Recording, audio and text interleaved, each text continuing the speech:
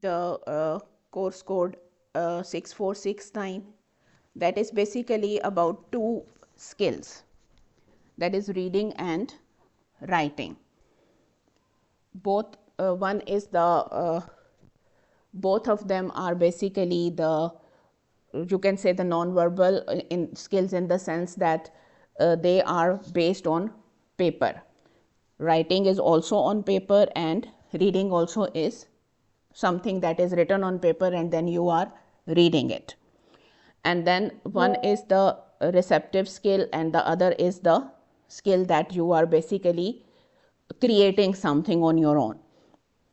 So both these skills are, you are going to learn in this course, how you are supposed to like what are the specifics of these two skills, why they are necessary and how they can be taught.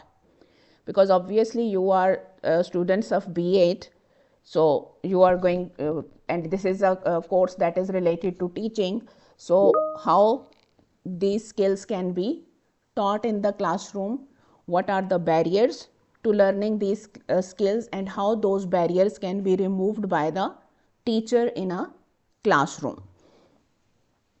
And obviously, as is the pattern with every university or open university course, there are 9 units. And we will start with the first unit, that is reading. So here we will have a look at what reading is, what are the steps that are taken for promoting reading skills in the learners, and then we will move on to the next stages of barriers and how those barriers can be removed. So first of all, obviously, first we will start with the nature of language processes.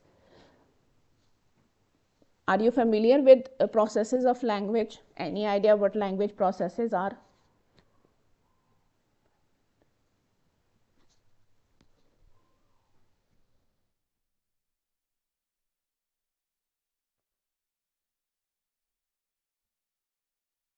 First of all, sorry, I forgot to ask, can you see the slides on your screens?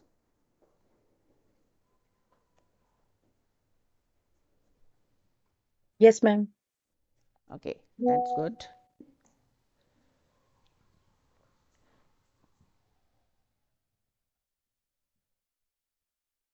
So do you have any idea what language processes are?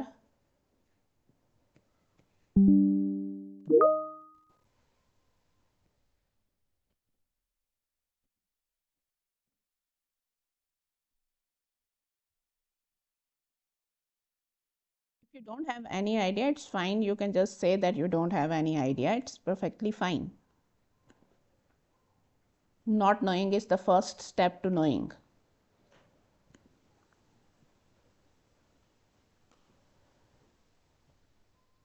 Okay, so basically language processes are the processes through which we learn and use language.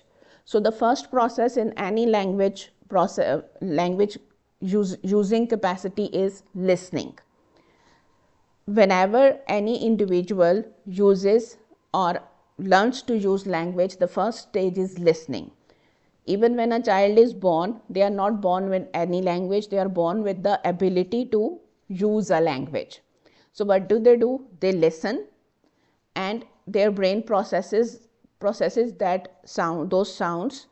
They learn those sounds, their combinations and the meanings that are associated with those sounds, and with the help of that they learn to speak.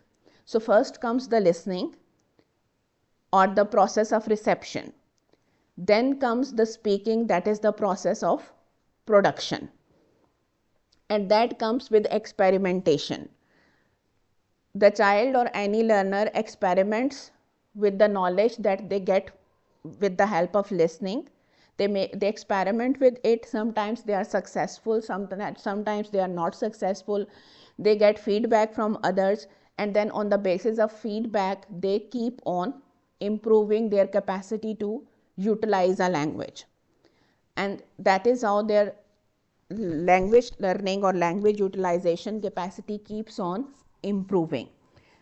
So listening, then speaking, same in the similar way, reading and then writing. So we read, and when we come to know that these are the symbols of language that are used in writing the sounds of a language and the words of a language and the meanings, these are the meanings that are associated with these symbols, then we learn how to write them. So reading is the receptive skill, and then writing is the productive skill. So language processes start with listening, then speaking, reading, and then writing. So children learn, and that improves their ability to speak. So first they learn to listen, and then they learn to speak from hearing to other people around them. They experiment with what they learn, and then they keep on utilizing language. They learn new words, they learn grammatical structures, they increase their vocabulary, and majority of the words that enter into their vocabulary, they come from hearing to other people. Because a child doesn't start learning reading and writing, they start learning listening and speaking. Then these same words are used as tools to learn reading and writing. And this exposure is basically something that helps us to enhance the ability of students to read and write. The exposure that we already have to a language, the auditory exposure through listening and speaking, that same exposure helps us to learn reading and then writing, and gradually we become good at reading and good at writing. So reading is something that is that allows us to get some contact with the rules of grammar, with the rules of vocabulary, and that is something that allows us to learn different styles of writing, different styles and means of using language, and that also later on allows us to utilize language in creative ways, in different types of writings and in different types of communicative ways. So that is how this whole process or processes of language work.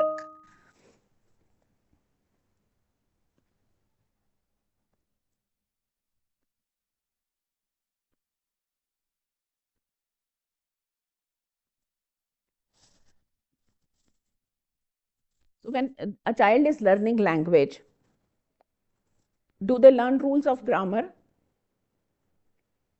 Are they taught any rules of grammar by the members of their family? Are they taught about singular and plural, or use of verbs, or use of present continuous or present perfect continuous by their parents or siblings or anybody else around them? Is it part of their language training?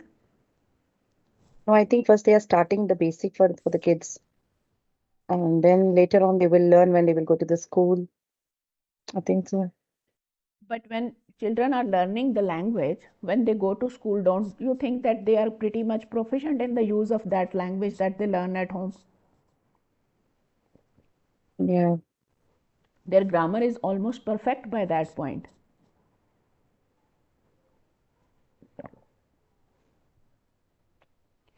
Usually, children go to school at 4 or 5 years of age. By that time point in time, their grammatical structures are almost perfect in their mother tongue. Are they taught those structures at home?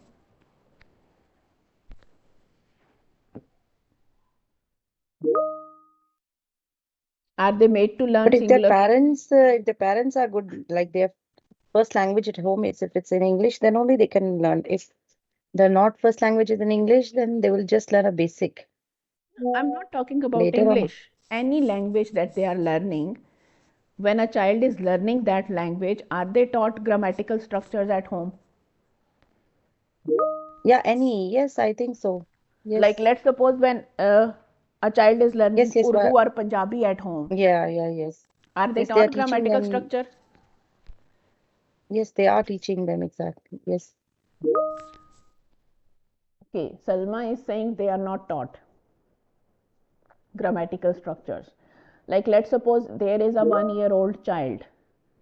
Do we tell them, okay, this is singular, this is plural, singular of plural of roti is rotiyan?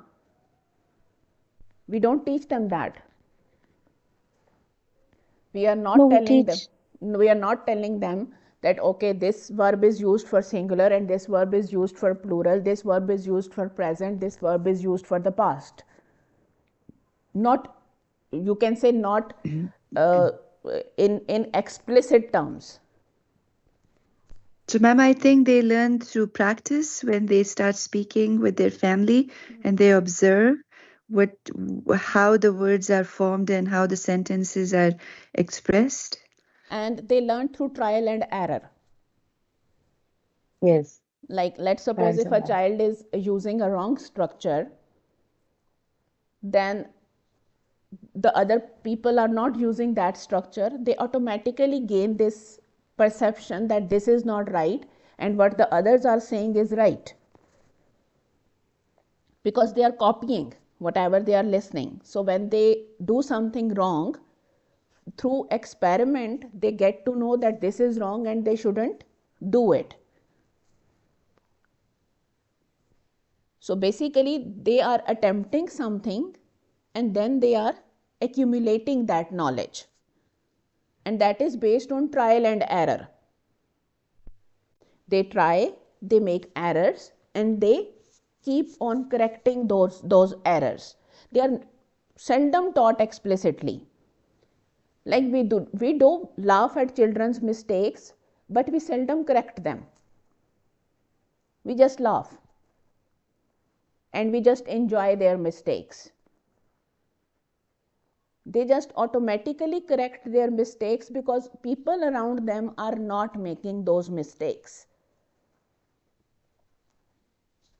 But when it comes to second language, because we are adults by then and we already have some structures in our minds, so by default we have to consciously learn those structures because they are colliding with preformed habits. They are colliding with preformed knowledge. And as children, we have less psychological barriers, we have less social barriers, we are less conscious of things, we are less conscious of mistakes, we don't feel embarrassed about them. So when we become adults and when as adults we are learning a language, that becomes more difficult for all these factors.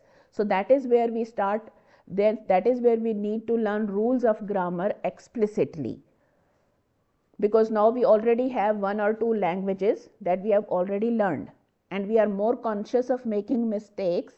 So we want to know in advance that which is the right structure, so we wouldn't make the mistakes because we are more conscious.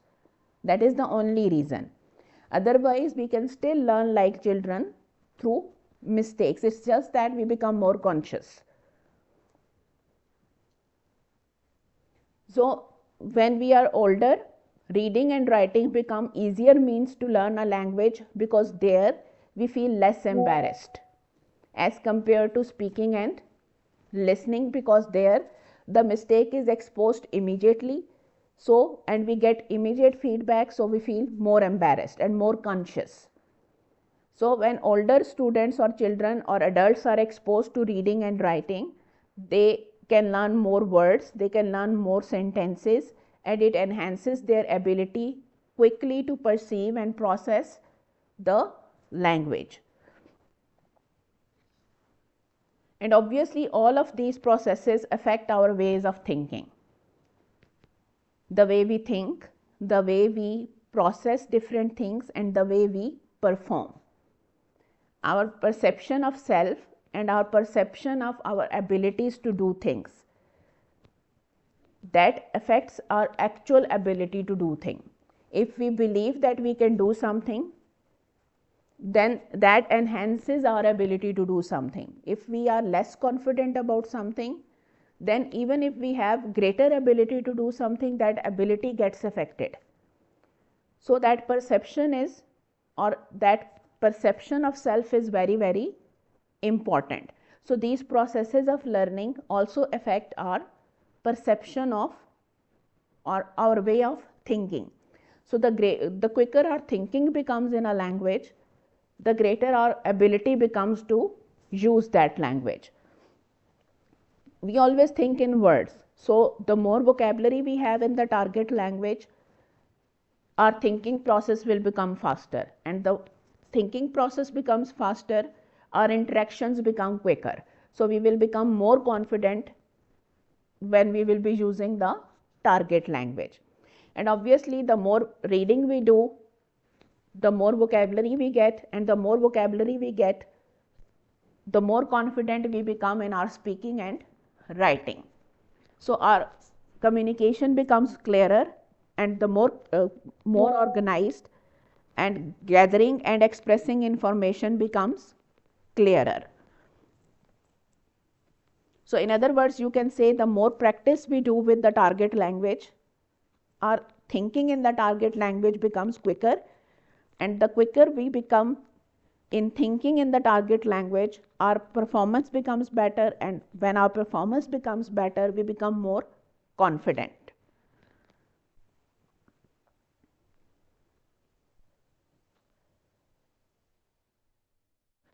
And when we talk about the learning system, language learning system, the language learning system that is used in listening and speaking, the same system is used in reading and writing. The systems are not different. System means the processes that are used in the brain. So the brain is not using a different system or a different process for listening and a different process for reading. The same process is used, same cognitive processes. The same processes are used in writing, the same processes are used in speaking.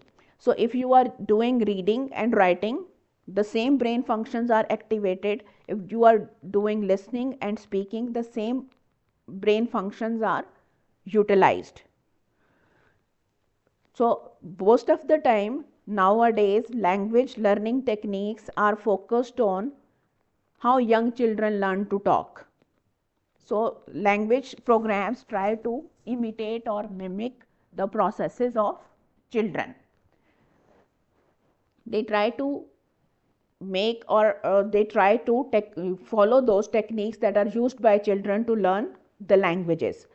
That is why majority of the you can say majority of the linguistic research is focused on child language processing.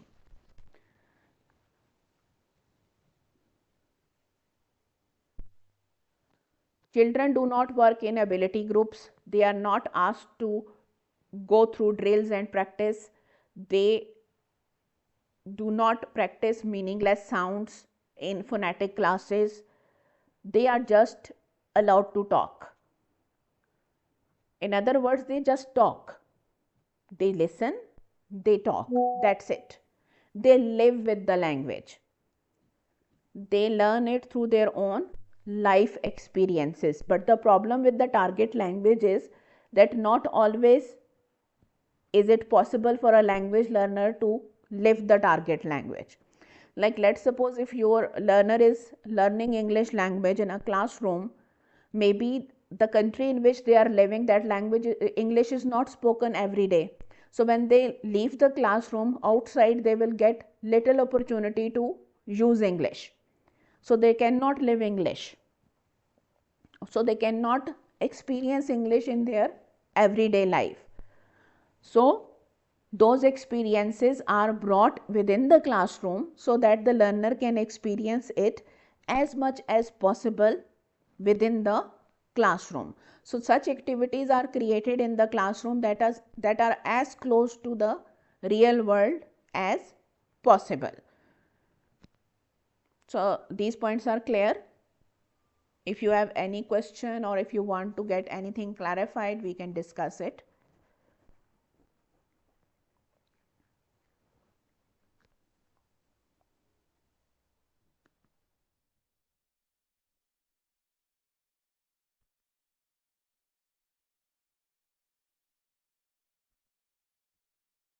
Yeah, ma'am, you can go ahead.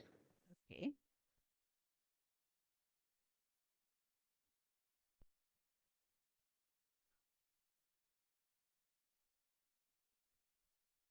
Okay, Chomsky, who is a very famous linguist, he is of the view that children learn to speak a language because they naturally want to learn a language. They have this great desire to communicate, and for communication they need a language and they want to learn it. That is the only reason that they learn to speak. And obviously they are immersed in that language. They get actual real life experiences, and through those experiences they keep on learning to use that language, and they are encouraged by people around them to use that language. Even when we have a baby in the house, even when that baby is 4 or 5 days old, the adults try to talk to that baby, and that baby is encouraged to talk. So that encouragement is always there for that child to talk, to communicate.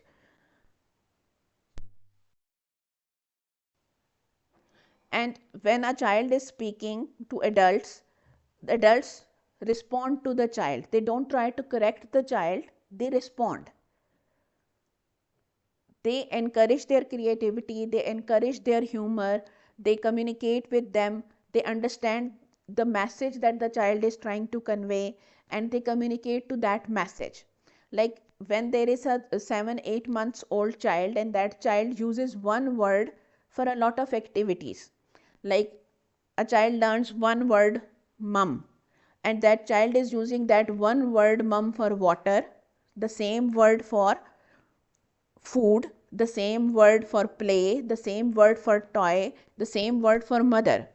In every instance, the adults try to understand and provide what the child wants. They don't try to correct the child. So the child gets the encouragement and keeps on improving. And when the teachers do the same with their learners, that they encourage them, they try to understand what the student is trying to communicate instead of correcting them all the time, doing something or connecting the classroom activities with their natural interests, with what they usually like doing.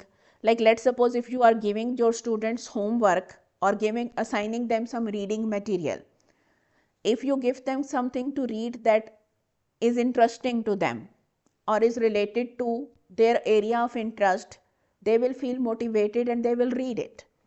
But if you give them something to read that they are not interested in, they will feel bored and it will become a task for them. Instead of something to enjoy, it will become a chore or a something that is basically a burden to them. So when a teacher treats the students like a child and encourages them the way adults encourage a child and gives them things that are interesting to them, only then the learners move forward like a child.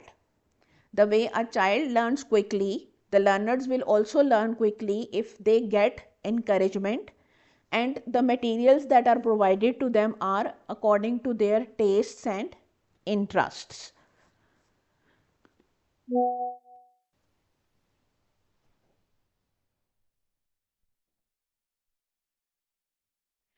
Secondly, the second point is that instead of giving students or learners the material that is artificial, give them authentic reading and writing situations. Authentic means real life situations. Like instead of giving them a novel or a made up story, give them something that is actual real life written material, like a letter, a newspaper article, a sports article, a real or actual written material that is written by some other student or a class that is higher than them. Like let's suppose if you are teaching first graders and third graders, so if your third graders have written some material in their writing task class, you can give the same material to your first graders as a reading activity. So that also will be authentic real life material. So authentic reading materials are very very important in reading, because then they will believe that this is something real, this is not something that is made up, this is something real. And then they will also need to read books that are enjoyable and that are interesting. If you give them some material that is enjoyable to adults, that might not be interesting to children. And let's suppose if there is some material that is enjoyable to children, that might not be enjoyable to teenagers. So material should be something that is suitable to the age group or the temperament of the learners that you have. And then when children are taught to write, instead of teaching them to write something that is, instead of copy pasting, they should be given or allowed to write their own ideas on the paper, something that is interesting to them. Like instead of giving them a topic like write about the any scientific topic, or the essays that we have in our grammar books, like my favorite personality, my first day at school, my last day at school, that sort of rote learning. Instead of that, give them something to write that is interesting to them, like how did you spend your weekend, how did you spend your holidays, something that is, what movie did you watch last night, what is your favorite, describe your favorite cartoon character, describe your favorite family member, something that is interesting to them. So their responses will be genuine, they will take interest in them, and whatever they will write, they will retain it. And when they will feel that they are short on vocabulary or structure, they will ask, and when they will be given that structure or that vocabulary word, they will retain it, because that idea or that point will be interesting to them.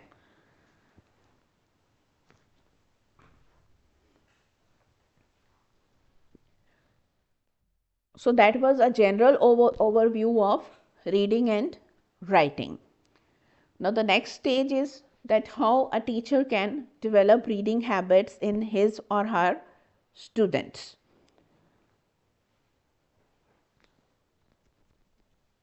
So the job of a teacher in a reading class is to make their students fall in love with books. And falling in love cannot be forced. That is something that only happens if you make that activity interesting and playable. If you make something forceful, if students feel that they are forced to read something that is boring, that is tiring, that is forced on them, they will never enjoy reading books. They will actually develop a reluctance or even a hatred towards books. So basically the main task is not that they should read a lot, but that they should like reading. Basically the main purpose is that they should feel that they like reading, so that whenever they see a book that they like, they would automatically want to read it. They should feel that they can experience good things in the books, they can experience things that they like. If children, usually what are the things that children like? Magic, adventure, romance, dilemmas, comedy, tragedy, failure, success, such things. So whatever is interesting to them, if you can make them believe that they can find it in books, they will love reading books. So a teacher's main job is to help the students to fall in love with books, and that can only happen if you identify the books that are interesting to each student. Let's suppose some of the students are interested in science, they will love books that are based on science. If some students are interested in magic, they will like books that are based on magic, fantasy, and those things. There are some people who like serious stuff. Some people actually do lack a sense of humor, they don't like any sense of humor or puns. So if you give them some books that are based on comedy or puns, they will not like them. So again, identify the interest of each student is very, very important in developing their love for book reading. Then the second step is creating a sustained habit, that there should be a fixed time, whether if your institute has a library or a reading room, there should be a fixed assigned time, whether it is 10 minutes, 20 minutes, 30 minutes, where students should be assigned that time where they could have a book, just sit there quietly and read it. If it isn't available in their, give me 1 minute.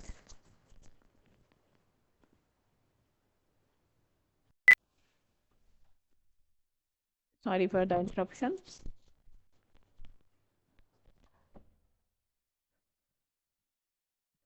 So if let's suppose if your institute is not allowing you, or there isn't the capacity for that, give them the task for home and make sure that they do it every day at a fixed time in their home, and don't give them assignment that is longer than 20 or 30 minutes, because children usually don't have a patience longer than that.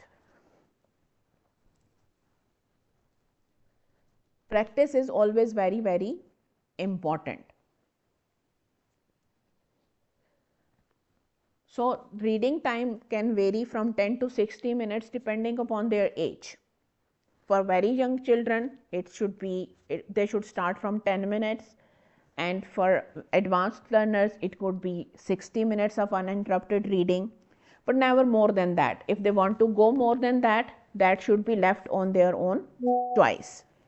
And then the choice of material again can be mixed up, like you can give them broader choice of topics, or you can give them number of books and may ask them to choose between those books or among those books.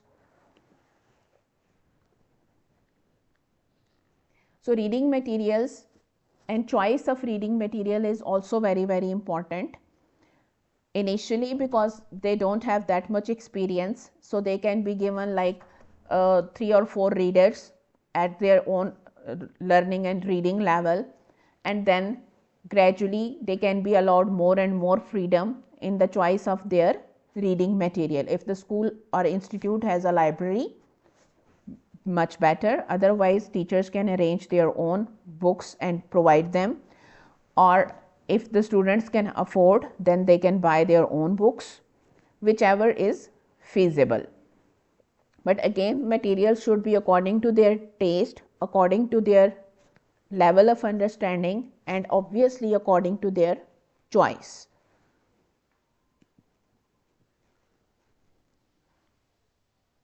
And player and practice both are very, very important. Behaviorist principle suggests that if you make something if you connect enjoyment with practice and you keep on doing it again and again, it basically becomes enjoyable. If you connect something with boredom and frustration, and basically connect it with something that is a must or a compulsion, then students will connect it always with something that is not playable. So the connection between player and reading should be built from the start and should be connected in a positive way, and that is the job of a teacher, that to connect that or to provide that connection of player with reading. If you make it unpleasant or disagreeable to the learners, for the rest of their life they might never connect player with books or with reading.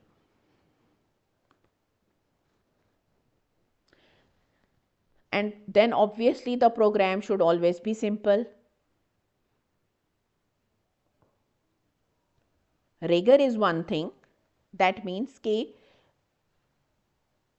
if you want it to include a lot of books, if you want students to learn regularly, to read regularly, read a lot of books, that is one thing. But if you make materials very complex, If you want them to read very complex books, like you want to read them Shakespeare, you want to read them like a lot of very difficult, tough classical writers, they will be bored. They will not enjoy it. So complexity and rigor are two very different things. Complicated materials, materials that contain very difficult words, very complex expressions, are not the point. The point is that students should learn to enjoy the process of reading. Gradually, when they will grow, when they will keep on reading, when their repertoire will increase, they will automatically go for more difficult texts. That will be their own gradual growth. Let it grow. Don't force it. So, because if you force it, automatically it will become a task, something that will not be enjoyable to them, and then they will associate book reading with something that is not pleasurable to them. So, an effective literacy is always where things are kept simple but not very simple.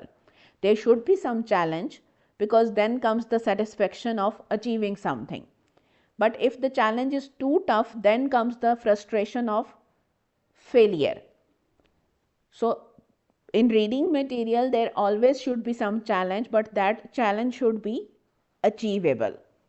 The reading material shouldn't be so complicated that the learner should become, or the learner would become frustrated with the feeling of failure or lack of knowledge, or they would feel that we are stupid.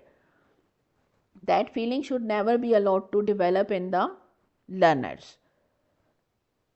And then come the instructions, like let's suppose if it's a reading comprehension exercise, that the students are going to read a paragraph and then they are going to answer some questions, or they are going to fill some blanks, or they are going to develop some questions. They are given a text and then they have to develop some questions from that text, or they are given some questions, they have to read those questions, then read the text and find the answers. It could be any type of reading exercise. Then the instructions should always be simple. Instructions should be easy to understand. Never use tricky instructions. Students are not gymnasts. Their job is not to perform complicated things. Their job is to understand the written material and perform according to the instructions. The task is not to trick them. The task is to instruct them.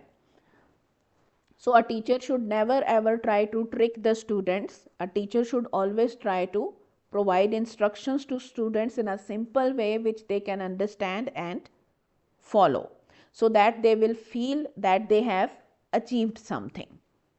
That feeling of achievement is very, very important. And as we have already discussed, that the real life reading materials or real life like reading materials are very, very important. If you give them some reading materials that are not real life like, then they will not fulfill the actual purpose of teaching language in its real authentic settings. Because in a language classroom, whether it's reading, whether it is writing, listening or speaking, or the purpose of every activity is to improve the language proficiency. So real life like reading materials, real life like writing situations, real life like listening materials, and real life like speaking situations are very, very important in language classrooms. It is not a literature classroom where you could give any reading material to your students. Basically, this reading is being done in a language classroom. And every language teacher should always keep that in mind, that the actual purpose is to improve the reading efficiency of your learners, so that they could do that in the target language in real life situations. Whenever they come across the target language in real life, they should be able to understand the written material and function properly in real life. That is the main purpose. So the reading material should always be real life like.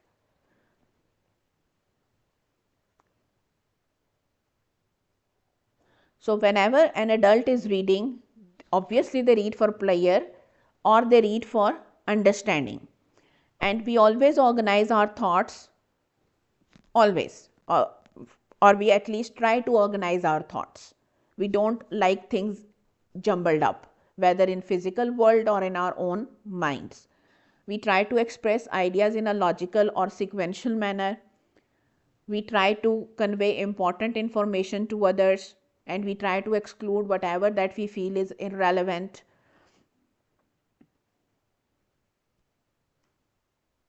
We don't separate words into syllables, we utter full words. We don't identify plots, we don't identify conflicts and resolutions in a story, we just read it and we enjoy it. We don't describe author's purpose, we don't identify diphthongs, we don't identify diagraphs, initial clusters. All of that is done in classrooms. In real life, these things are not done. Like, let's suppose if we are discussing, if we watch a drama or a movie, if we are discussing with, let's suppose if two friends watch a drama and they are discussing it with each other, if two friends are watch a match and they are discussing it with each other, they will not go to the technicalities of the plot, the conflict and its resolution. If two students are if two people are discussing a third person what was being said in a discussion, they will not discuss the diphthongs and triphthongs, the rising pitch and the falling pitch, the where the person which words were emphasized, which words were not emphasized. We don't do that in real life. All of that is done in classrooms or in exams or in these situations. That is not done in real life. So there is no point in teaching these things in language classrooms. The actual point is to teach those things that are actually done in real life. I hope this point is clear. If there is any confusion or if you want to add your own experience or point, we can discuss that.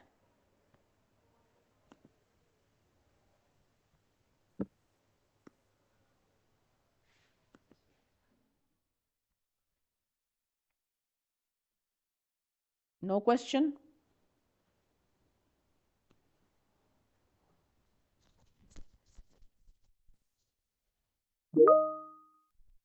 All right.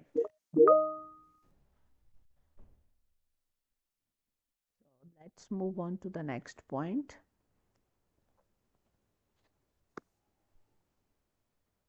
So there hasn't been any research to indicate if we make children do all these things like learning diphthongs, triphthongs, or subject verb clusters, or all these technicalities of language, or analysis of plot and story and all these. Even if children are taught those things, it never improves their ability to read and process text or express their ideas on paper. All the research that is there on children's language learning abilities or their ability to read or write has never indicated that teaching these things to students improves these skills. So there is no point in teaching these things in a language classroom. So that means that in any classroom, language classroom, not other classrooms, but in a language classroom, if these things are focused upon, then the time of the students is being wasted. These activities do have value, but not in a language classroom. So basically, in a language classroom, the main focus should be on conversations, on any activity that resembles the real life application of the target language, social interactions, or any kind of communication in the target language, where students or children are communicating with each other. They are reading and sharing their ideas with each other. Like, let's suppose you give them a text, you ask them to read it and then share their viewpoint about the text with each other, or question each other about the different points of that text. That will be the real or practical use of the target language in real life situation. So this way the stories come to life, students gain insight, they gain ideas from each other, and obviously the language learning is enhanced.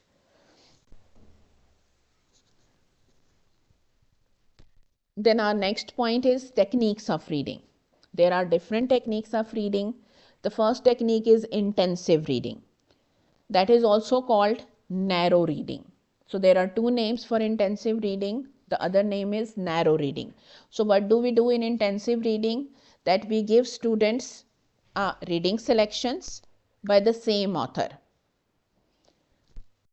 or on the same topic. Like, there are several readings, either they are written by the same author or they are on the same topic.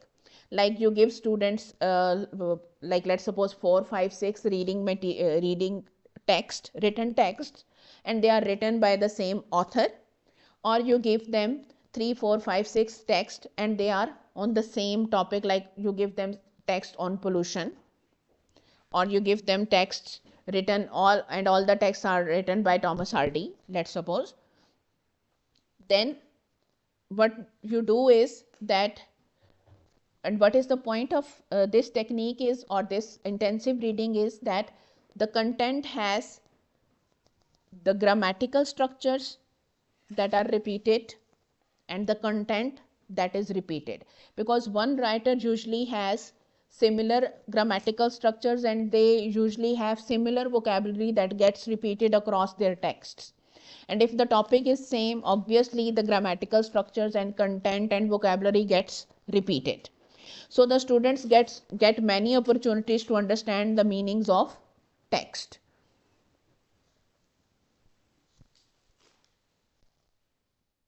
So what is the point of narrow reading? It improves the reading comprehension, and the principle is that the more familiar the reader becomes with the text, the better their understanding becomes. Because let's suppose it's the same subject, so they are reading about the same subject again and again and again, their understanding is improving. Let's suppose it is written by the text, all the texts are written by the same writer, so the writing style is similar, so it becomes easier and easier and easier for them to understand, because the words and structures will be repeated. So either the topic is repeated or the writing style is repeated. Either way, their comprehension is improved because of repetition. So that is basically the core of intensive reading, the repetition. So basically the core of intensive reading is that it is focused on grammatical forms, discourse markers, and other surface structures. And the main purpose is that the students could learn or focus on or understand the literal meanings, the implications of those literal meanings, and what are the rhetorical relationships that exist in a text, and all other elements that are present in different texts or across the texts.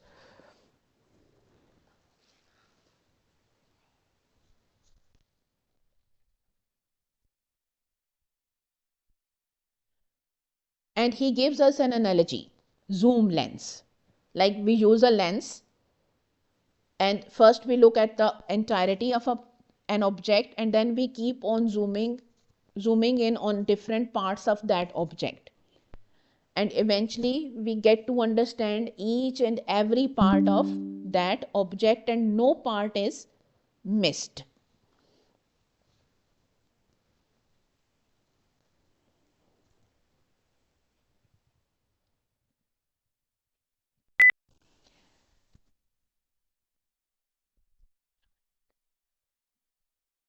Okay, now what are its characteristics? So first is, okay, one more thing. I'm teaching you in English. Is it okay, or do you want me to explain in Urdu as well?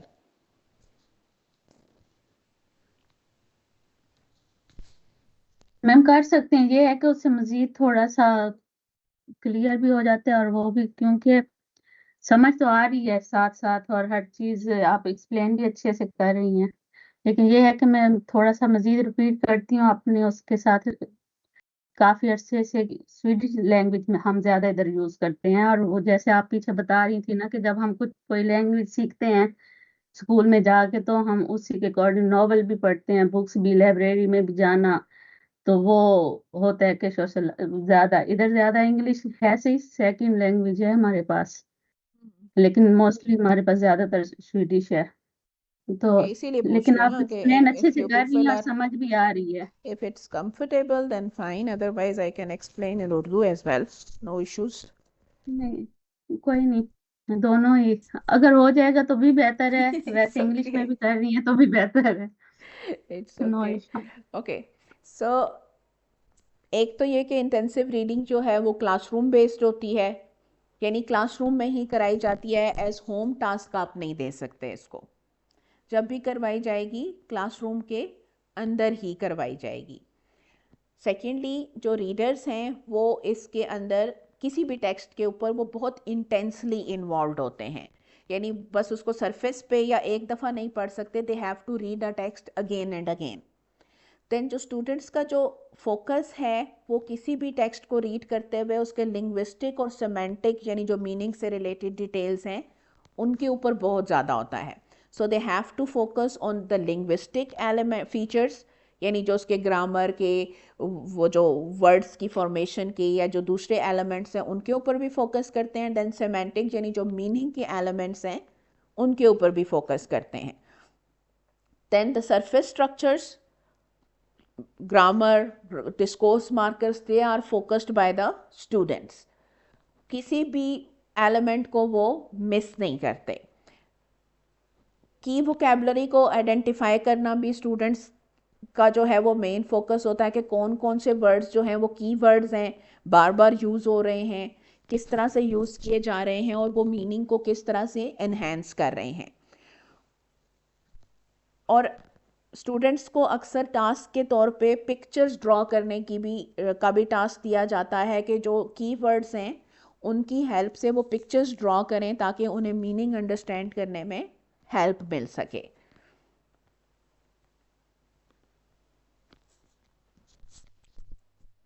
बार बार पढ़ी जाती हैं text. Language knowledge को enhance करना इसका main purpose होता है, and obviously reading skills की practice वो तो है ही है, लेकिन मेन पर्पस क्या होता है, लैंग्वेज नॉलेज बिल्ड करना लर्नर्स की। और ज़्यादातर जो है ये इंटेंसिव रीडिंग क्लासरूम में ज़्यादा यूज़ की जाती है। जो दूसरी टेक्निक है यानी एक्सटेंसिव रीडिंग वो यूजली होम टास्क के तौर पे ज़्यादा ली जाती है क्योंकि उसमें टाइम ज़्यादा लगता है। अब इंटेंसिव रीडिंग के लिए मटेरियल्स कौन कौन से होते हैं, which type of materials we can use. Teachers should recommend very short texts. 500 words से ज़्यादा लेंथी टेक्स्ट नहीं होनी चाहिए। Why? Because the student is suppose to read them again and again. So if the student is going to read those texts again and again, if the text is very long, then usually the classes are 40 to 45 minutes long. So the students will not be able to complete the task within the class time. फिर जो students का जो level of difficulty है उस और जो उनकी type of reading skills हैं उसी के हिसाब से जो रीडिंग मटेरियल है वो होना चाहिए। ऐसा नहीं कि जो स्टूडेंट्स हैं वो एलिमेंट्री लेवल के हैं और उनको टेक्स्ट जो है वो आप एडवांस लेवल की दे दें, या स्टूडेंट्स एडवांस लेवल के हैं और उनको आप जो टेक्स्ट है वो बिगिनर लेवल की दे दें। अगर एडवांस लेवल लर्नर्स को अगर आप बिगिनर लेवल की टेक्स्ट देंगे तो वो 2 मिनट में करके फ़ारग हो जाएंगे, और अगर आप बिगिनर लेवल्स को एडवांस लेवल की टेक्स्ट देंगे तो वो उसको कर ही नहीं पाएंगे। सो either way it will cause problems. So whatever the selection of the text is, it should be according to the level of the learners. Then activities, looking at main ideas, that could be one activity. Instead of asking for details, students could be asked to look at main ideas. They could be asked to understand what is implied, meaning they could be asked that okay, this is written, but what is the actual meaning of what is written. Making inferences, कि वो infer करें, again same कि implied है तो फिर inference क्या है, इससे क्या मीनिंग निकल रहा है. फिर कि ये इंफॉर्मेशन जो है ये इस ऑर्डर में रिप्रेजेंट की गई है तो इससे मैसेज पे क्या इफेक्ट पड़ रहा है. अगर ये ऑर्डर ऑफ इंफॉर्मेशन चेंज कर दिया जाए तो मैसेज का इफेक्ट चेंज होगा या यही रहेगा.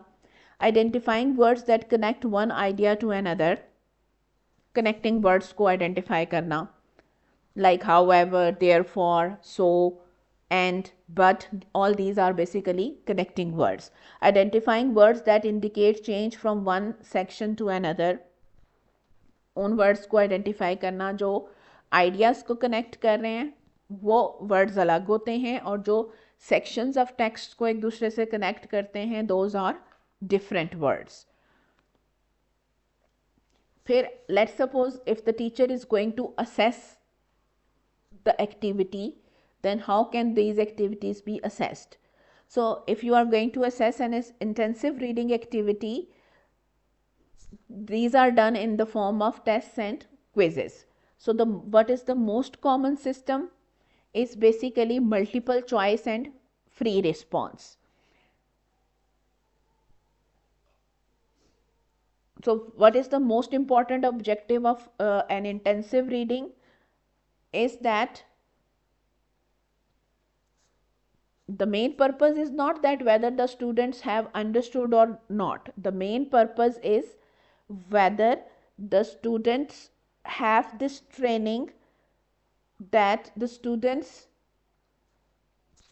should understand what they read. Meaning the main point is not that whether the should not be the testing of the student to see if they have understood. That is not the point. The point is that the student has understood what the student has read.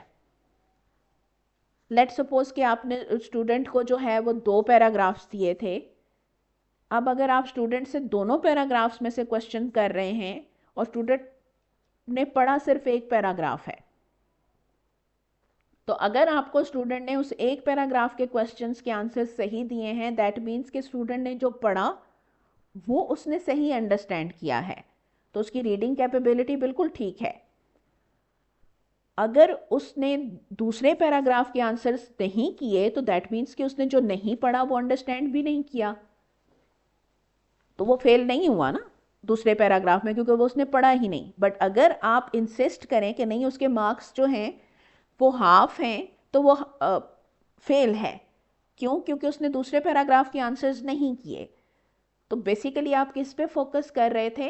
आप इस चीज़ पे focus कर रहे थे कि student ने उस पूरे टास्क में कितने मार्क्स लिए हैं. आपने इस चीज़ पे फोकस नहीं किया कि उसकी रीडिंग कैपेसिटी कितनी है.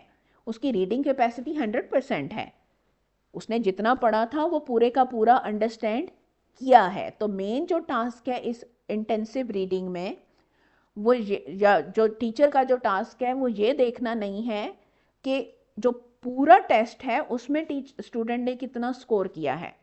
ये देखना है कि जितना स्टूडेंट ने पढ़ा है उसमें से उसने कितना अंडरस्टैंड किया है. सो अगर जो उसने पढ़ा है वो पूरा अंडरस्टैंड किया है तो जो रीडिंग एक्टिविटी थी वो सक्सेसफुल है. हाँ, अगर उसने जो पढ़ा है उसमें ही उसने सही स्कोर नहीं किया, दैट मीन्स कि वो रीडिंग एक्टिविटी सक्सेसफुल नहीं रही. Okay, then when do we use it? It is used to understand logical arguments, rhetorical pattern of text, यानी वो जो उसके अंदर जो लैंग्वेज के स्ट्रक्चर्स होते हैं उनको अंडरस्टैंड करने के लिए, emotional, symbolic and social attitudes and purposes of the author, यानी ऑथर के जो इमोशनल एटीट्यूड्स थे, सिम्बॉलिक एटीट्यूड्स थे, सोशल एटीट्यूड्स थे, या जो उसके पर्पसेस थे उनको अंडरस्टैंड करना हो तो हम इंटेंसिव रीडिंग यूज़ करते हैं. अगर कोई पर्पस अचीव करने के लिए लैंग्वेज को स्पेसिफिकली यूज़ किया गया हो और हम उसको अंडरस्टैंड करना चाहते हो कि लैंग्वेज कैसे यूज़ की गई है कोई पर्पस अचीव करने के लिए, then we use intensive reading. Content material जो डिफ़िकल्ट हो, कोई ऐसा मटेरियल जो डिफ़िकल्ट हो और हम उसको अंडरस्टैंड करना चाह रहे हूँ, तो उसके लिए भी इंटेंसिव रीडिंग यूज़ की जाती है। Now what is the role of a teacher in an intensive reading? मतलब अगर एक टीचर क्लास में इंटेंसिव रीडिंग करवा रहा हो तो उस एक्टिविटी के दौरान टीचर ने क्या करना है? First responsibility is to choose suitable texts and activities students की स्किल्स के लेवल के हिसाब से। सेकेंडली, डायरेक्शन पहले देनी है, दरमियान में भी देनी है और आफ्टर रीडिंग भी देनी है। हर स्टेज के लिए डायरेक्शंस पहले से रेडी होनी चाहिए और प्रॉपर डायरेक्शंस देनी भी हैं। यानी एक्टिविटी स्टार्ट करने से पहले भी प्रॉपर डायरेक्शंस देनी है, एक्टिविटी के दौरान भी उनको डायरेक्शंस देनी है और एक्टिविटी एंड होने के बाद भी उनको प्रॉपर डायरेक्शंस देनी है कि अब क्या करना है। स्टूडेंट्स को इस काबिल करना है कि वो अपने ओन पे काम कर सकें, हर 2 सेकंड के बाद उन्हें टीचर की गाइडेंस की ज़रूरत ना हो। देन स्टूडेंट्स को एनकरेज करना कि प्रॉम्प्ट्स के थ्रू, यानी उनको आंसर्स नहीं प्रोवाइड करने, जहाँ स्टूडेंट स्टक हों उनको प्रॉम्प्ट ज़रूर करना है लेकिन उनको आंसर प्रोवाइड नहीं करना। They should reach to the answers themselves. अब सबसे डिफ़िकल्ट काम क्या होता है टीचर के लिए? स्टूडेंट्स को अकेले अपने तौर पे काम करने देना। इट इज़ वेरी डिफ़िकल्ट, क्योंकि जब आपको आंसर पता होता है ना तो सब्र करना बड़ा मुश्किल होता है। It is very difficult to remain patient and wait for the learner to reach there by himself और हर सेल्फ। और यही असल टास्क है टीचर का, to allow the learners to learn on their own. Now, what are the benefits of intensive reading? The first one is that it provides a base to study structure, vocabulary and idioms. Proper focus चूँकि language के ऊपर होता है इस type of reading के दौरान, तो structure, vocabulary और idioms की learning proper होती है। And it helps students to develop a greater control of language. It checks the degree of comprehension for individual students. Her student के लेवल ऑफ कंप्रीहेंशन को आप इंटेंसिव रीडिंग के through check कर सकते हैं कि कौन सा स्टूडेंट किस लेवल पे है कंप्रीहेंशन के। Then what are the disadvantages? Actual practice of reading ज़्यादा नहीं होती क्योंकि टेक्स्ट की जो लेंथ है वो बहुत लिमिटेड होती है। आप बहुत छोटी टेक्स्ट यूज़ करते हैं। 500 words is a very small text. Let's suppose कि आपके पास एक बड़ी क्लास है, you have a large class, the students have multi reading abilities. अब लेट्स सपोज कि आपके पास 10 स्टूडेंट्स की रीडिंग एबिलिटी बहुत अच्छी है, 10 स्टूडेंट्स की बहुत बुरी है। आपने सबको एक रीडिंग मटेरियल दिया है, वो जिनकी बहुत अच्छी है वो 5 मिनट्स में करके फ्री हो जाएंगे, जिनकी अच्छी नहीं है उनको बहुत ज़्यादा देर लगेगी। This will cause management issues as well, confidence issues as well, और फिर उन सबको एक लेवल पे लाना या एक तरह के मटेरियल देना या डिफरेंट मटेरियल देना भी एक हैजर्ड बन जाएगा या टीचर को फिर एक्स्ट्रा एफर्ट करनी पड़ेगी।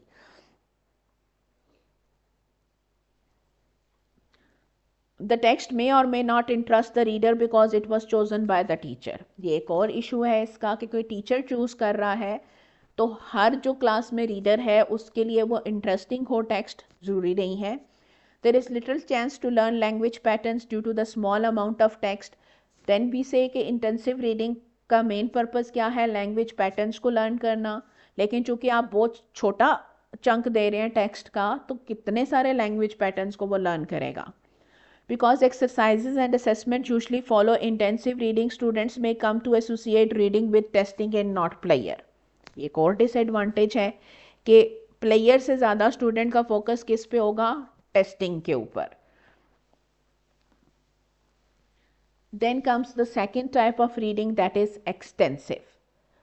इसका पर्पस क्या होता है? जब आप किसी भी टेक्स्ट को जनरली अंडरस्टैंड करना चाह रहे हो, यानी आपके पास एक लॉन्गर यानी लंबी बड़ी टेक्स्ट हो और आप जनरली अंडरस्टैंड करना चाह रहे हो कि ओवरऑल ये टेक्स्ट किस चीज़ के बारे में है। Extensive reading, students read large amounts of high interest material, यानी इसमें मेन चीज़ ये है कि जो भी मटेरियल हो वो स्टूडेंट के लिए इंटरेस्टिंग होना चाहिए, because the material is very lengthy. So if it is not interesting to the student will lose interest, they will not be able to concentrate. And because it is a lengthy extract of text, so they will not be able to complete it in the class, so usually they read it out of class and they do not focus on meaning, they read it for gist, and if there are any unknown words they just skip them. They focus on overall meaning of the text, not on individual words, not on individual sentences. What is the aim or purpose of extensive reading? The aim or purpose is to build enjoyment and confidence. कि enjoyment हो learning उसकी reading की, and obviously confidence आए कि okay I can read in the target language. और extensive reading की क्यों जाती है के कंप्रीहेंशन के लिए, मेन आइडिया के, और स्पेसिफिक डिटेल्स को फाइंड आउट करना इसका पर्पस नहीं होता. अगर हमने स्पेसिफिक डिटेल्स फाइंड आउट करनी हो तो उसके लिए हम इंटेंसिव रीडिंग करते हैं. जब हमने सिर्फ मेन आइडियाज़ आइडेंटिफाई करने हों तो उसके लिए हम एक्सटेंसिव रीडिंग करते हैं. स्टूडेंट्स जो हैं वो सेकेंड लैंग्वेज में रीड करते हैं, ट्रांसलेट करने की कोशिश नहीं करते, दे जस्ट रीड, और ब्रेन जो है वो ऑटोमेटिकली उसको टारगेट लैंग्वेज में ही अंडरस्टैंड करता है. मेन जो फोकस है वो किस पे है? इंडिपेंडेंट साइलेंट रीडिंग पे.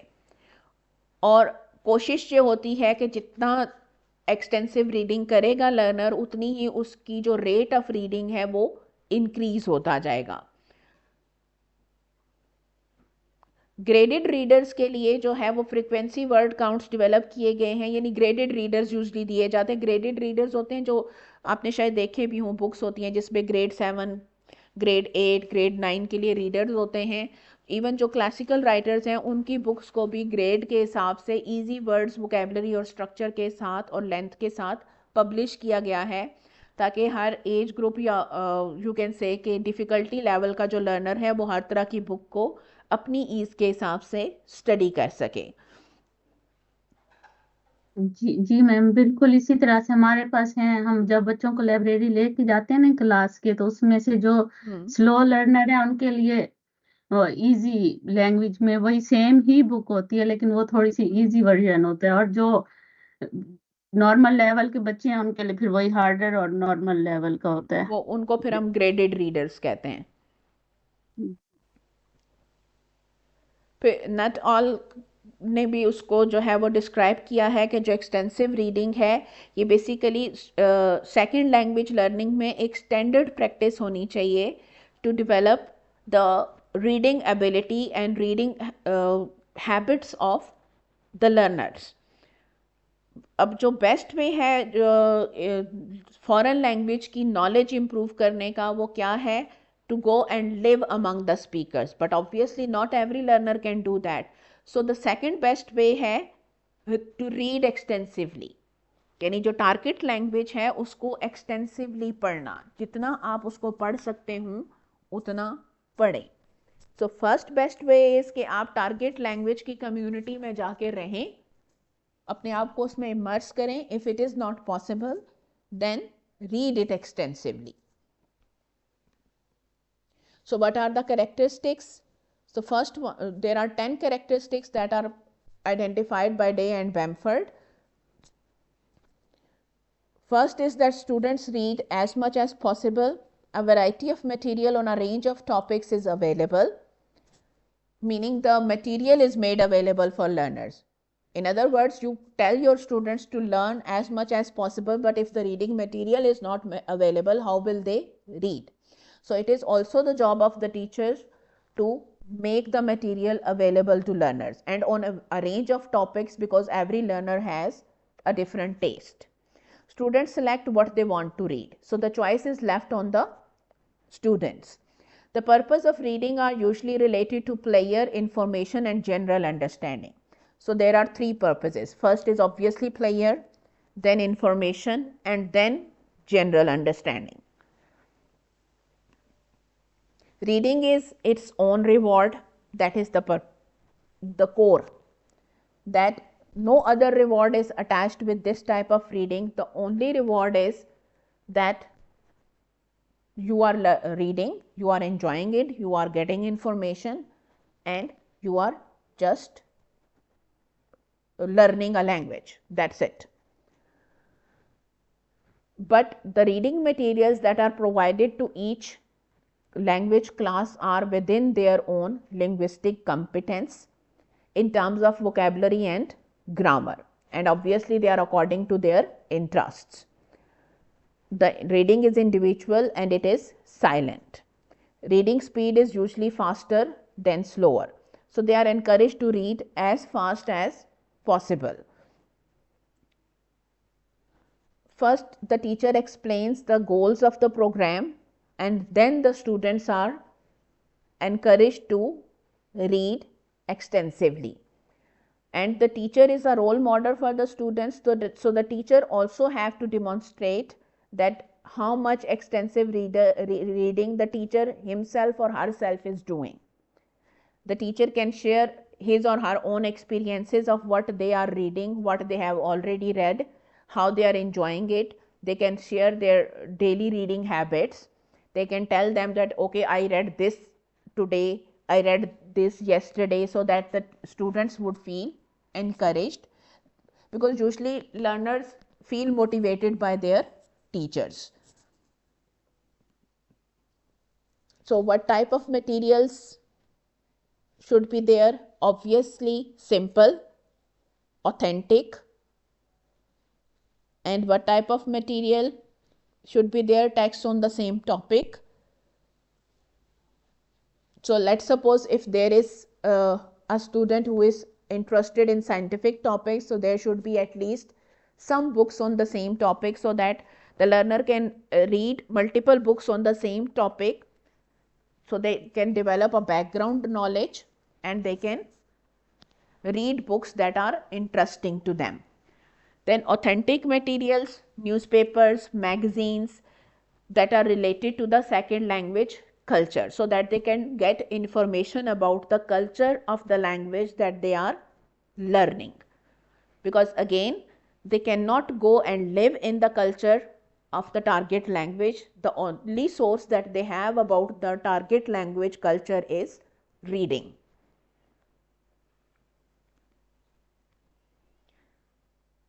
Then let's suppose if the teachers are going to provide them stories and articles as reading material, so what are the things that they should keep in mind?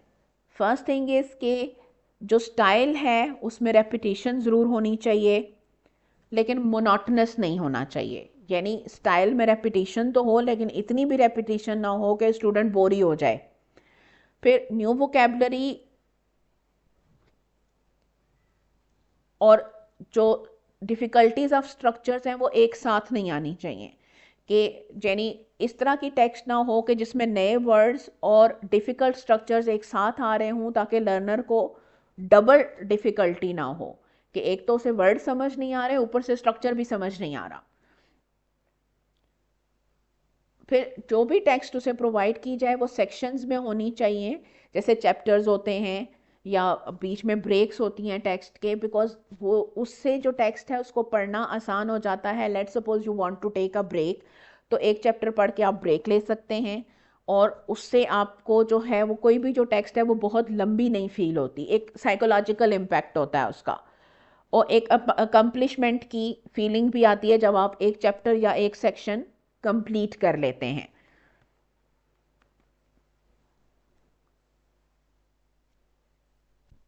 और ऐसे authors को select करना चाहिए जिनके जो structures हैं वो less complex हों और लेस एक्सटेंसिव वोकेबलरी रेंज हो, ताकि जो लर्नर्स हैं उनको बहुत ज़्यादा जो है वो प्रॉब्लम ना हो उन टेक्स्ट को अंडरस्टैंड करने में.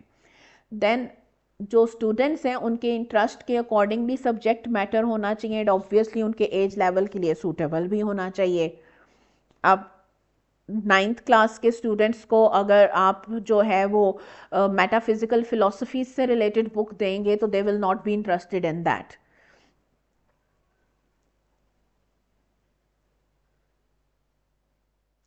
और फिर इस तरह का मटेरियल भी चूज़ करना चाहिए कि जिस तरह का मटेरियल यूजली स्टूडेंट्स अपनी फर्स्ट लैंग्वेज में स्टडी करते हैं, यानी मिलते जुलते मटेरियल्स होंगे तो अगेन उन्हें उनको अंडरस्टैंड करने और उनके साथ कनेक्ट करने में आसानी होगी. और फिर इस तरह के मटेरियल हों कि जो उनकी रीडिंग एबिलिटी जो है उसके एट पार होने चाहिए, यानी बहुत हाई अगर होंगे तो उनके लिए वर्ड्स को रिकॉग्नाइज करना डिफ़िकल्ट होगा, और जब डिफ़िकल्ट होगा तो it will make it difficult for them to read, और फिर वो बोर होके उसको या तंग आके उसको साइड पे रख देंगे. इससे उनकी रीडिंग भी फास्टर होगी, और जब फास्टर होगी तो दे विल फील हैप्पी. और एक्सटेंसिव रीडिंग का मेन पर्पस क्या है? To build this feeling of pleasure reading. अब एक्टिविटीज़ कौन सी हैं? First of all socio cultural issues can be selected as material. It can be combined with a speaking component, like the students can interview each other. Like let's suppose you assign up books to students, and when they read or they complete the reading of those books, then you can assign them to interview each other. That way they can practice speaking in the target language as well. Then reading may be combined with a writing component, like they can write a report on whatever they have read. So reading, speaking, reading, writing, they can be combined. Then book exchanges, like student A read one book, student B read another book. Now they can exchange the books with each other. Then students may set their own goals for next session. You can ask them to set the goals. One session these goals were set by the teacher, then for the next session the students can set the goals. That motivates them. And then while they are setting the goals, they will have discussions in the target language, so they will get speaking practice as well. Then from graded to authentic text, there can be a progress. You can take them from less challenging to more challenging texts, so that can also be a gradual progress.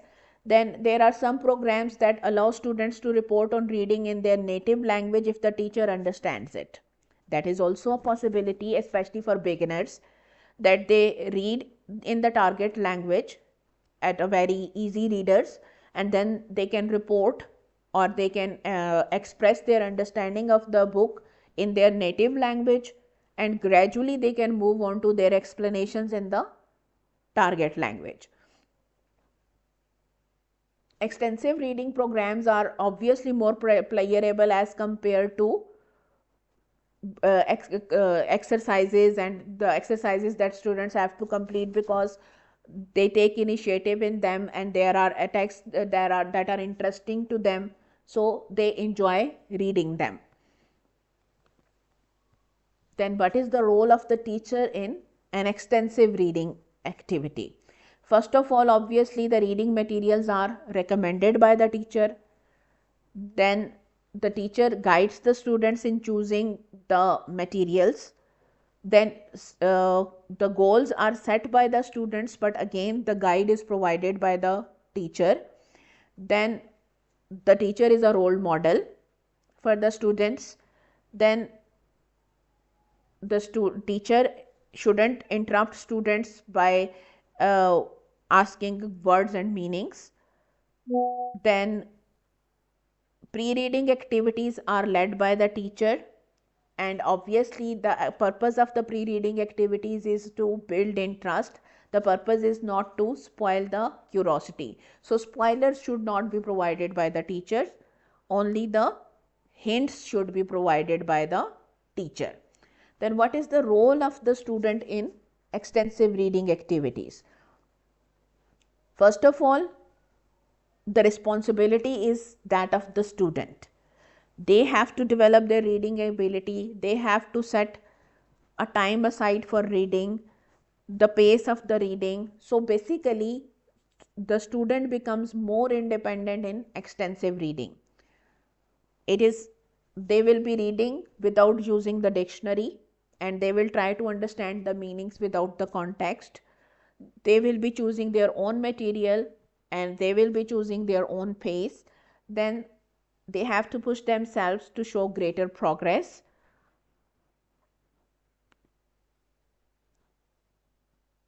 Then comes the advantages. So what are the advantages? Development of reading habit and development of confidence, motivation and reading attitudes are improved. Then autonomy and independence in learning is encouraged. It also enables reading for different purposes and the use of various strategies. Like they are doing reading independently for player reading, but when they become independent, they then later on, if they have to make some assignment in the target language or even in their native language, because they gain this confidence that they can read independently, so they can use that skill for other subjects and for other assignments, for other projects as well. And then this awareness that what type of reading materials are available, how they can access them, that stays with them for life, so they can use it later on as well. Then obviously their vocabulary, their grammar competence is also improving automatically while they are reading. Then background knowledge and language competence is also increasing. And further academic courses, as I said, that all the knowledge that they are gaining through this, all the confidence that they are building through extensive reading stays with them for life. So for future courses, for future studies, all those skills are being developed during extensive reading. So what are the activities? So extensive reading programs can combine writing or speaking with reading activities, like students discuss books they have read with each other. They can write about the books they have read. But obviously, like every classroom task or activity, there are certain challenges. So what are the challenges of extensive reading? First of all, it is costly. You have to make available a lot of reading materials, and obviously books are not cheap. And then it is time consuming. You have to read a whole book, then another book, then another book, then another book. So it takes time. Administration may not support the teacher in that endeavor, because usually in our educational settings, people believe, and even the parents believe, that their children should read only the course books. Other subject teachers would also believe that the students should focus only on the homework and memorizing the assignments and preparation of the papers. And if they are reading novels or other books, that is a total waste of time. So the support from administration, the support from parents, that might not be there. Let alone support, they might actually criticize the teacher. Then easy access to appropriate texts might not be available. And then extensive reading is easier to establish at high proficiency levels. For beginners, it is very difficult. Students are reluctant. It is difficult for them to read. It is difficult for them to understand. So that also is a challenge. For intermediate levels, a specialized library is required, and graded readers are not cheap. They are actually very expensive. Like a normal book or a normal novel, you can buy it at a very less price. But graded readers are usually published by Oxford, Cambridge, or a very expensive publishers. So they are more expensive as compared to normal books. Then progressive challenge to students again is difficult, because again you have to buy more books and then more books and then more books. Then some students become discouraged when you provide them more difficult texts. And then when teachers are giving them students tasks to write journals and reports about the books that they have read, then the teacher has to check those reports. Then that takes time. So that will become difficult for the teachers. Then as I said that in many cultures like our own culture, parents willing नहीं होते कि बच्चे जो हैं वो player reading करें. अब बच्चा जो है वो मतलब टीवी देखे, कार्टून देखे, कोई नॉवल उठा ले, कोई बुक उठा ले, कोई मैगजीन उठा ले जो उसके कोर्स की बुक ना हो, तो पढ़ने की परमिशन नहीं मिलती. Parents are not willing. तो ये भी एक ड्रॉबैक है कि आप स्टूडेंट्स को एनकरेज नहीं कर सकते. It becomes difficult. फिर टीचर्स जो हैं उनको भी हो सकता है कि उनके अपने पास एक्सपीरियंस ना हो, या वो प्रेफर करें कि वो कुछ और प्रोग्राम ट्राई कर लें instead of extensive reading because it is more difficult. फिर एक लिमिटेड एक्टिविटी रेंज भी है कि ग्रेडेड रीडर्स से भी फेमिलियर नहीं होते ज़्यादा लोग, तो वो उनके लिए स्टूडेंट्स को ये एक्टिविटी कराना मुश्किल होता है बिकॉज अगेन उनको खुद पता नहीं होता कि इसको कैसे मैनेज करना है. फिर ये परसेप्शन भी है कि स्किल प्रैक्टिस की बजाय अगर आप एक्सटेंसिव रीडिंग पे स्टूडेंट्स को लगाएंगे तो उनका प्रैक्टिस का टाइम वेस्ट हो जाएगा.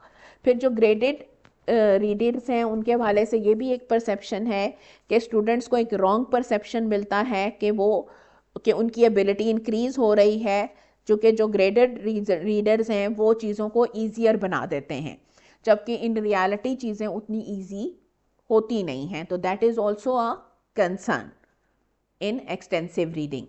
देन स्टूडेंट्स जो हैं वो भी हो सकता है कि उस परसेप्शन में आ जाएं कि हमने इतने पेजेस पढ़ने, इतने पेजेस पढ़ने, इतने पेजेस पढ़ने, और वो कंप्रीहेंशन पे फोकस करना ही छोड़ दें. तो that can also be a drawback.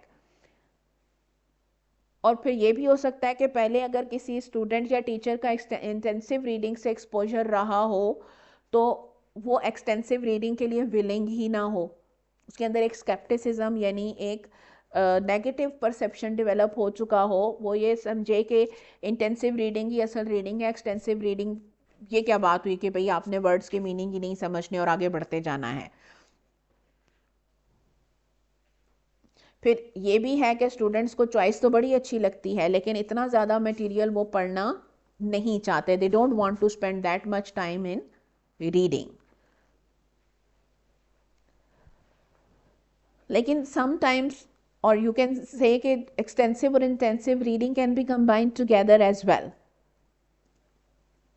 So what we can do is that we can do extensive reading and then we can have a group discussion or a skill learning. And then in intensive reading classes we can also have a personal reading choice, like के जो intensive reading का जो material है वो students खुद ले आएं, और उसके बाद फिर इंटेंसिव रीडिंग के बाद रिपोर्ट्स लिख लें. इसी तरह से एक्सटेंसिव रीडिंग के बाद ग्रुप डिस्कशन करवा ली जाए या कोई स्किल लर्निंग करा ली जाए. इसी तरह से जो है, in other words we can say कि बजाय इसके कि हम ये फोकस करें कि कौन सी रीडिंग टेक्निक यूज़ की जा रही है, we can focus on the outcome rather than focusing कि एक्सटेंसिव रीडिंग यूज़ हो रही है या इंटेंसिव रीडिंग यूज़ हो रही है. वी कैन फोकस ऑन कि what is being taught and what is being acquired. So that is also possible कि बजाय स्ट्रिक्टली दोनों को एक दूसरे से सेपरेट करने के, या बजाय इसके कि हम एक्सटेंसिव रीडिंग में पूरे पूरे नॉवेल्स या पूरी पूरी बुक्स दें, वी कैन, या इंटेंसिव रीडिंग में हम सिर्फ 500 वर्ड्स की टेक्स्ट दें, we can give like 5 to 10 pages as is extensive plus intensive reading for home, and then we can have a class report that can combine both the activities. So there are multiple possibilities with these two.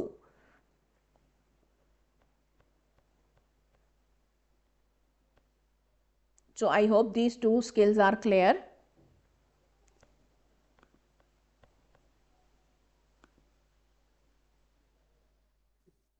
Yes, ma'am. Because that is where we will leave today.